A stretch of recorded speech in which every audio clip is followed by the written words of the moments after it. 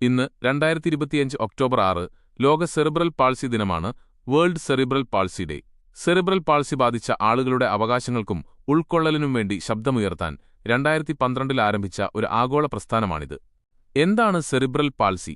തലച്ചോറിലുണ്ടാകുന്ന ക്ഷതം കാരണം പേശികളുടെ ചലനം, ഏകോപനം, ശരീരനില എന്നിവയെ ബാധിക്കുന്ന ഒരവസ്ഥയാണിത്.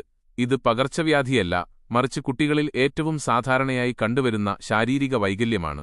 സെറിബ്രൽ പാൾസി ബാധിച്ച വ്യക്തികളിൽ പേശികൾക്ക് ബലഹീനത, വിറയൽ, സന്തുലിതാവസ്ഥ നഷ്ടപ്പെടൽ, സംസാരിക്കാനുള്ള ബുദ്ധിമുട്ട്, പഠനവൈകല്യങ്ങൾ, കാഴ്ചകേൾവി പ്രശ്നങ്ങൾ എന്നിവയൊക്കെ കാണാം. ഈ ദിവസത്തിന്റെ ലക്ഷ്യം ഈ ദിനം ആചരിക്കുന്നത് സെറിബ്രൽ പാൾസിയുള്ള 17 ദശലക്ഷം ആളുകൾക്ക് വിദ്യാഭ്യാസം, തൊഴിൽ, സാമൂഹിക പങ്കാളിത്തം എന്നിവയിൽ തുല്യ അവസരങ്ങൾ ഉറപ്പാക്കുക എന്ന ലക്ഷ്യത്തോടെയാണ്. ഈ വർഷത്തെ സന്ദേശം #യുണീക്ക് ആൻഡ് യുണൈറ്റഡ്, അതുല്യരും ഒന്നിച്ചും എന്നതാണ്.